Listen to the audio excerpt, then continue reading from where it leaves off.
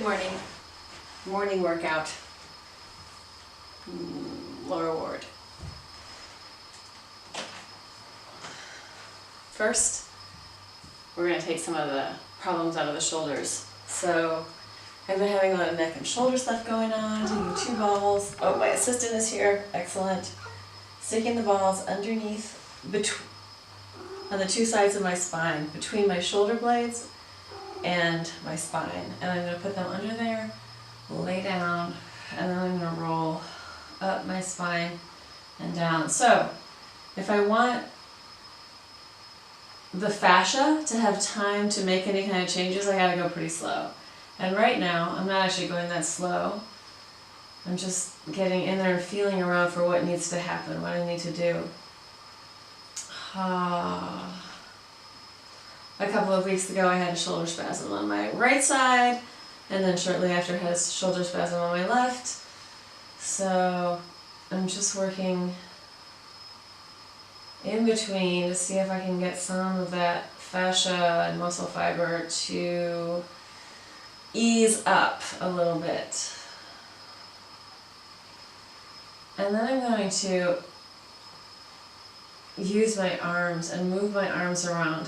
So I'm playing with this relationship of my collarbone, clavicle, my scapula, shoulder blade, my humerus, upper arm bone, and my radius and ulna, and the bones in my hands.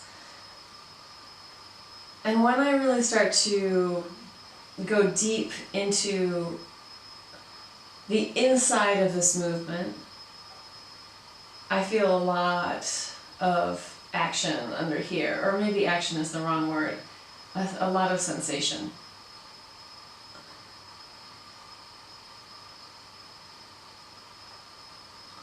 So the tennis balls are a little softer. Some people like to use racket balls.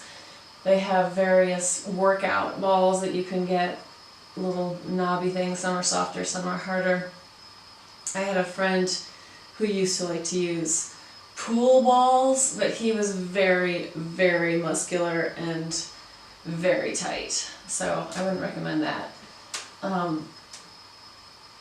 Yeah, so I'm just getting in right pretty much where my rhomboids are, where they're connecting out, and probably my levator scapulae, which is going up. So I'm working right in here, this space. Let me move over here. Right through here, with the 2 balls, like this, rolling in my back. And, I can feel a tension pattern that goes from the back up through the front of my sternocleidomastoid, into my head. And I'm just trying to get a little bit more juiciness in the muscles and in the fascia as I roll around on there. I'm also testing to see if I can get this camera to focus when I'm working with it by myself. Yeah, I had woke up with a migraine this morning. And I took Advil, and I had to do some stuff, took a shower. Often the shower helps a lot, the heat, but cold, outside cold also helps. So I had to go out and drop off something.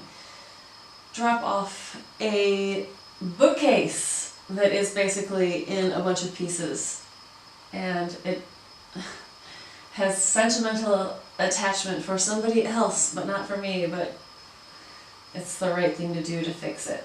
So I had to drop that off to a guy who's going to fix it up here. And then I went back to bed. I went back to sleep. And I don't have a headache now, but I still feel that tension pattern up through my neck, my jaw, into the back of my head. So I'm just trying to get some of this stuff to work out.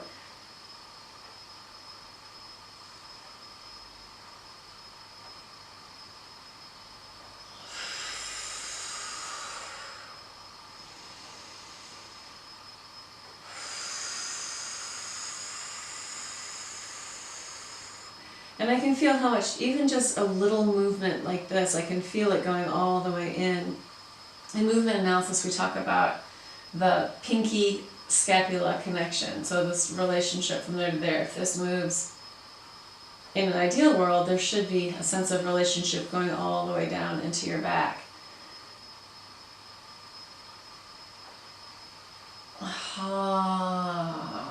So adding sound to it, increases the breath, but it also stimulates the vagus nerve, which is one of the nerves that gets your parasympathetic nervous system, so that you have your sympathetic and your parasympathetic.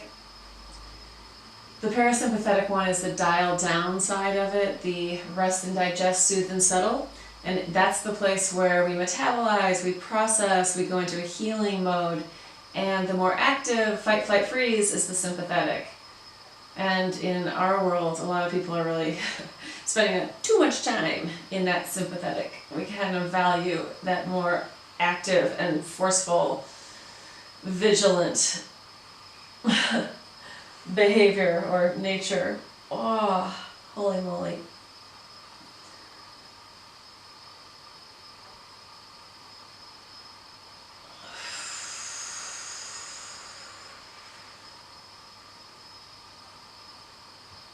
I can hear it crunching around in there.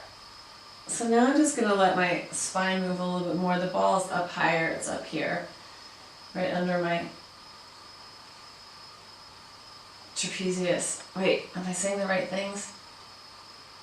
Yes, I think so. My upper traps. And now I can lean into that.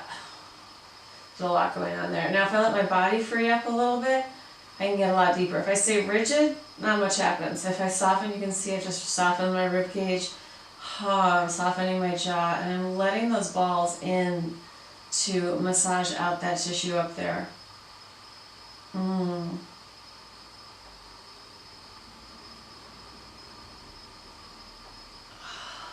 Woo-wee! So, that was part 1 of the morning.